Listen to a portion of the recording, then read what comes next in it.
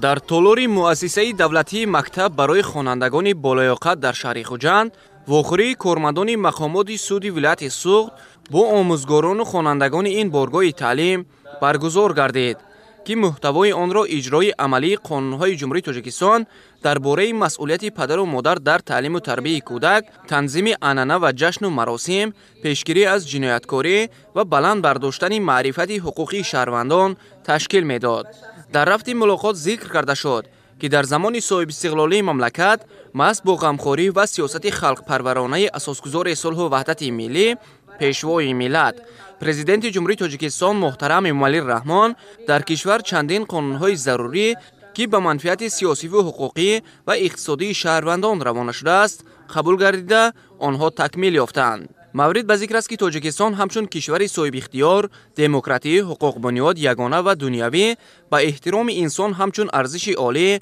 ارج می‌گذارد و بهر پیشرفت زندگی ساکنان مملکت تمام تدبیرها را عملی می‌نماید. بخصوص قبول گردیدن قانون درباره تنظیم عنعنه و جشن و مراسم در جمهوری تاجیکستان توانست تا اندازه در کم کردن خراجات علاوگی هنگام آراستن توی و معرکه ها مساعدت نماید. یا خود قانون جمهوری تاجیکستان درباره مسئولیت پدر و مادر در تعلیم و تربیت کودک، پدر و مادران، آموزگاران و اهل جامعه را وادار ساخت که آنها در سمت باسواد و با معرفت به کمال رسیدن نسل نورس مسئولیت جدی احساس نمایند. واقعا امروز ساکنان مملکت در فضای صلح و ثبات که ثمره استقلالیت است زندگی آرام و آسوده دارند و بهر پیشرفت آینده با سعادت کشور زحمت میکشند.